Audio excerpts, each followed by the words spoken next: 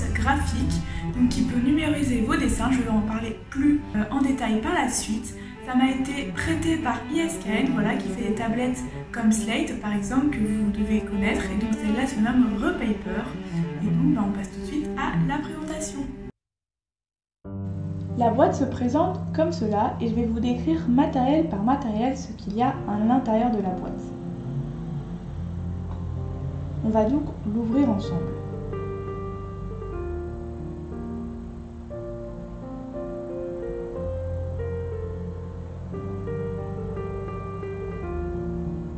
Il y a tout d'abord un crayon à papier Faber-Castell avec un anneau sur celui-ci. Ça va permettre de détecter en fait vos mouvements pour pouvoir reproduire digitalement un dessin que vous auriez fait sur papier. Ensuite, on a la tablette Repaper, donc ça, on reviendra dessus par la suite.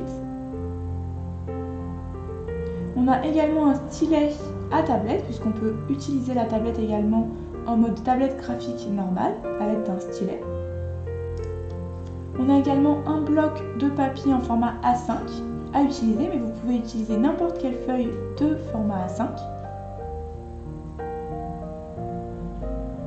On a également le guide d'utilisation. Il y a une partie en français, et donc c'est à lire bien sûr avant de démarrer la tablette. Ça vous explique comment brancher votre tablette, comment utiliser le logiciel. Et on a une petite notice sur la tablette. On a également deux petits clips, ça sert à clipser votre feuille sur la tablette pour éviter que celle-ci bouge. Et on a le câble d'alimentation. Il vous suffit à la première utilisation de brancher votre tablette sur votre ordinateur et non directement sur secteur comme indiqué dans le guide d'utilisation.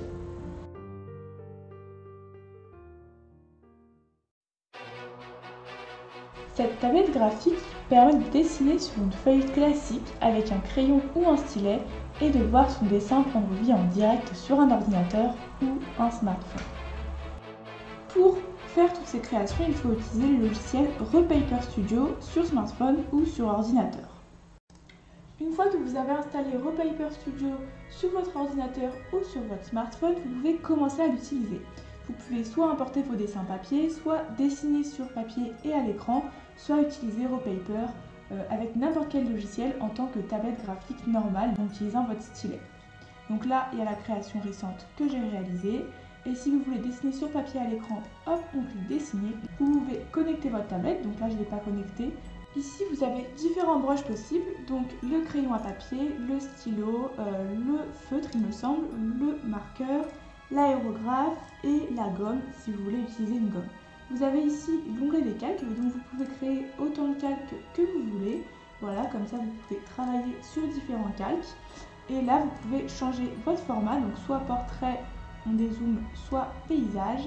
Vous pouvez importer une photo existante, ouvrir un dossier déjà existant pour modifier un de vos dessins, créer un nouveau fichier, sauvegarder et enfin exporter. On peut ensuite effectuer son brouillon au crayon à papier. Et la tablette va retranscrire le niveau de pression qu'on effectue sur la tablette.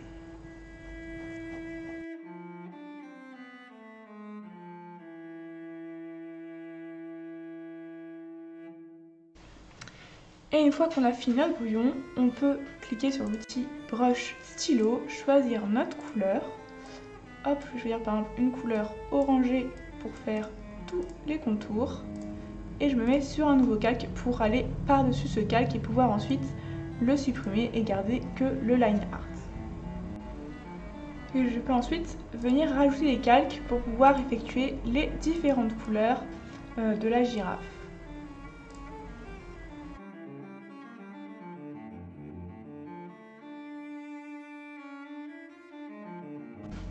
Alors ce que je trouve un peu dommage par contre, c'est qu'il n'y a pas beaucoup de choix de brush. Il n'y a que crayon, stylo, aérographe et gomme grosso modo. Donc c'est dommage par rapport à leur application qu'il n'y ait pas autant de brush qu'on souhaite quoi. Pour l'aérographe, il suffit de cliquer sur ce bouton et vous allez voir apparaître le message « Appuyez sur un bouton de la tablette pour démarrer l'aérographe ». Donc en fait, quand vous allez appuyer, je vais vous montrer ça ici, hop, ça va mettre de la couleur. Et ensuite, quand vous allez arrêter, quand vous allez recliquer, pardon, ça va arrêter d'en mettre. Voilà, donc en gros, ça sert à colorier votre dessin. Pour simplifier l'utilisation de l'aérographe, on peut utiliser le stylet. puisqu'on va pouvoir être très précis par rapport au trait. Tandis qu'avec le crayon, quand on va vouloir colorier, si on colorie, on va abîmer notre dessin en coloriant par-dessus, et c'est pas très précis de colorier comme ça dans le vide. Du coup, je vais utiliser le stylet pour la suite de la coloration.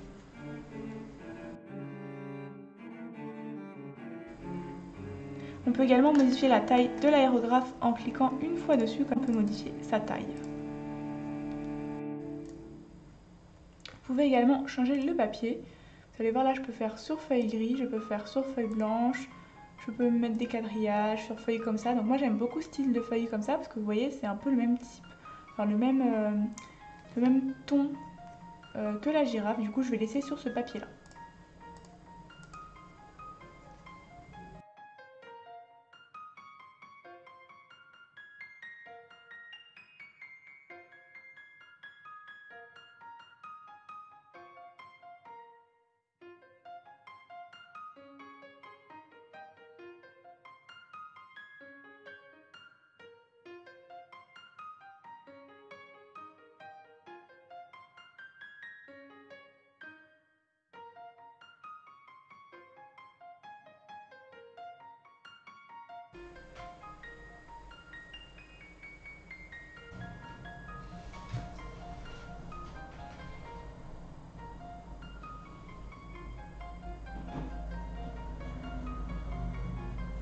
Autre chose un peu négative, c'est qu'il n'y a pas, il y a un maximum de calque, si je comprends bien.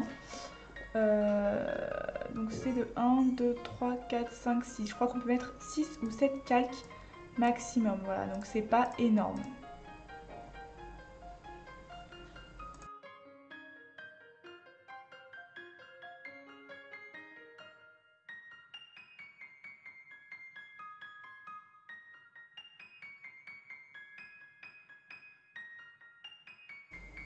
Je vais utiliser ce calque pour faire un petit effet craie comme ça, vous voyez, et pour faire un petit cœur en rouge autour des girafes.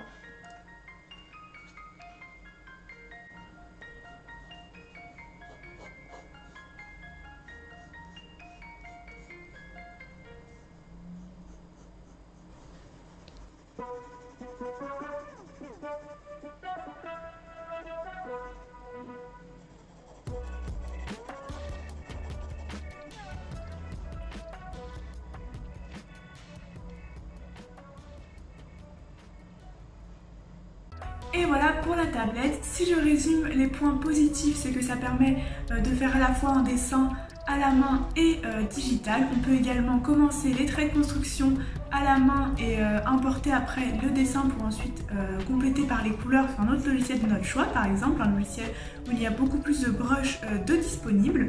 Les quelques désavantages, c'est qu'il y a un nombre limité de calques sur l'application Wallpaper Studio. Il me semble qu'il y a 6 ou 7 calques maximum. Et il y a également pas beaucoup de brushes disponibles. Il y a particulièrement le crayon, le stylo, l'aérographe grosso modo. Et après, il y a quand même pas beaucoup de choix. Sinon, la tablette en elle-même repère plutôt bien les points de pression qu'on exerce avec notre main sur la tablette, donc ça c'est plutôt un bon point. Et après, également un autre point négatif, c'est que l'anneau est tout petit, donc ça rentre pas sur tous les crayons ou les crayons de couleur. Par exemple, mes crayons de couleur sont trop gros pour l'anneau, et donc il faut acheter des anneaux supplémentaires qui sont plus gros. Et donc du coup, ça fait un coût en plus par rapport à la tablette qui est déjà plutôt chère. Donc il faut acheter des crayons de couleur adaptés aux anneaux. Donc voilà pour mon avis sur cette tablette. J'espère que la vidéo vous a plu. N'hésitez pas à lâcher un petit pouce bleu, à commenter et à me dire si vous aimeriez ou pas acheter cette tablette. Et on se retrouve pour une prochaine vidéo.